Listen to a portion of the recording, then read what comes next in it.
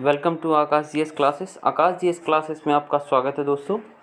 आज हम करने वाले हैं इंडियन कॉन्स्टिट्यूशन के कुछ इंपॉर्टेंट क्वेश्चन जो क्लास 8 के लिए मोस्ट इम्पॉर्टेंट हैं। तो चलिए स्टार्ट करते हैं। पहला क्वेश्चन है define a constitution in short. कह रहा है संविधान को शॉर्ट में बताइए। Define constitution in short. तो आप क्या कहेंगे, कॉन्स्टिट्यूशन होता क्या है?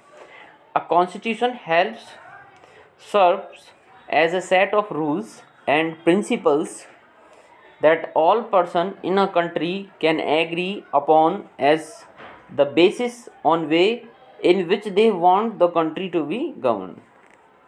मतलब एक संविधान, एक कॉन्स्टिट्यूशन हेल्प करता है, सहायता करता है, serve as a set of rules. Constitution क्या है, हेल्प करता है? जो नियम हैं, जो नियमों का समुच्चय है, जो बहुत सारे नियम हैं, उन्हें सेट करने में हेल्प करता है। सही बात है। एंड प्रिंसिपल, जो सिद्धांत होते हैं, उन्हें स्थापित करने में सहायता करता है किसी भी सरकार की। ठीक है। That all person in a country can agree upon as the basis on of the way which they want the country to be govern. किसके लिए एग्री होते हैं बताइए? जो पीपल्स होते हैं किस लिए एग्री होते हैं कि वो जो कंट्री है किस तरह से क्या हो, शासित हो। ठीक है।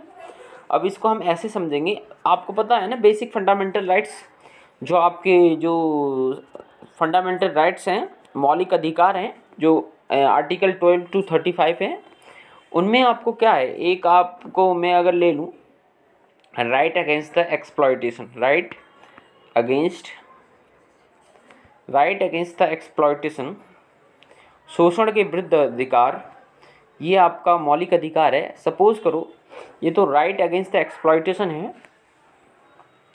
हाँ, तो ये राइट अगेंस्ट द एक्सप्लॉयटेशन जो है, ये एक क्या है, एक आधार मौलिक अधिकार है। इसे जो है कॉन्स्टिट्यूशन कैसे स्थापित करेगा बताइए? अगर कॉन्स्टिट्यूशन ना होता तो आपके पास क्या ये अधिकार होता? जी नहीं, बिल्कुल नहीं होता। फिर तो आपको हर कोई शोषित करता, यानी इसको हिंदी में कहते हैं शोषण के विरुद्ध अधिकार, राइट अगेंस्ट द एक्सप्लॉयटेशन।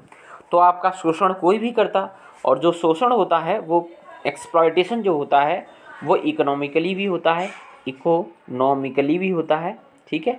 यानी आर्थिक रूप से, जैसे आप किसी भी कंपनी या किसी भी स्कूल या किसी भी संस्था में कार्यरत हैं, तो वहाँ पे आपकी जो मजदूरी है, दैनिक मजदूरी, डेली वेजेस जो है, वो जितनी निर्धारित है वो नहीं दी जा रही है। ठीक है। तो एक तरह से आपका इकोनॉमिकली क्या हो रहा है, एक्सप्लॉयटेशन हो रहा है, यानी आर्थिक शोषण हो रहा है। ठीक है। ठीक है। और सामाजिक शोषण कैसे हो सकता है? सोशल एक्सप्लॉयटेशन कैसे हो सकता है कि आपको समाज में, सोसाइटी में इज्जत नहीं दी जा रही है। ठीक है। ये यानी आपको विभिन्न तरीक़ों से शोषित किया जा रहा है। ठीक है।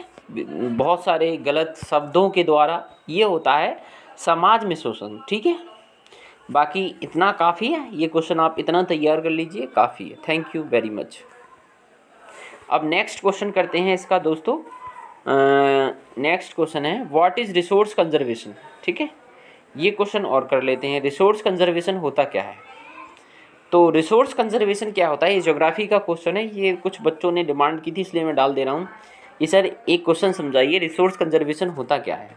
पहले तो आप ये समझिए कंजर्वेशन होता क्या है। कंजर्वेशन मतलब होता है संरक्षण, हिंदी में इसे संरक्षण कहते हैं।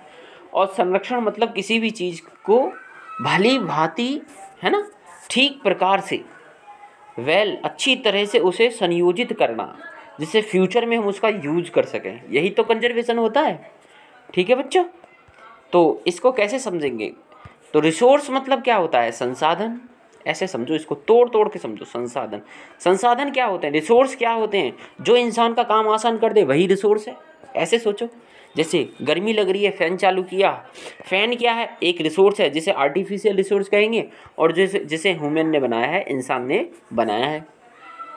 आप नॉर्मल एग्जाम लीजिए, रिसोर्स होते क्या हैं? पानी, प्यास लगी पानी पी लिया, वाटर पी लिया। वाटर क्या है सर? कहेंगे नेचुरल रिसोर्स है। ठीक है। अब नेचुरल रिसोर्स को ही ले लो, इनका कंजर्वेशन करना क्यों ज़रूरी है? सोचो, इनको इन फ्यूचर ये ख़त्म न हो जाए, इन्हें हमें बचाना ज़रूरी है कि नहीं? हाँ, तो बस यही क्वेश्चन है। अब क्वेश्चन समझे, अब आंसर समझ लो। What is resource conservation? Conserving the resources, यानी जो आपके रिसोर्सेज हैं, संसाधन हैं, उन्हें संरक्षित करके रखना। Conserving the resources carefully and giving them time to renewed is called resource conservation. यानी जो संसाधन हैं उन्हें संरक्षित रखना और उन्हें समय देना रिन्यू होने के लिए, पुनः बनने के लिए, उसे कहते हैं कंजर्वेशन या रिसोर्स कंजर्वेशन। जैसे सपोज कर लो पेट्रोल ले लो बच्चों, पेट्रोल हजारों करोड़ों वर्षों में बनती है, ठीक है। It is a natural resource, in future ये ख़त्म हो जानी है, ठीक है। जैसे कोयला, अभी कोयला संकट आया है तो ये भी तो नेचुरल रिसोर्सेज है, तो ये भी तो इन फ्यूचर क्या अभी ख़त्म होता जा रहा है। अगर हम इंस्टेंटली इसे यूज़ कर रहे हैं तो इन फ्यूचर हम इसे यूज़ भी नहीं कर पाएंगे।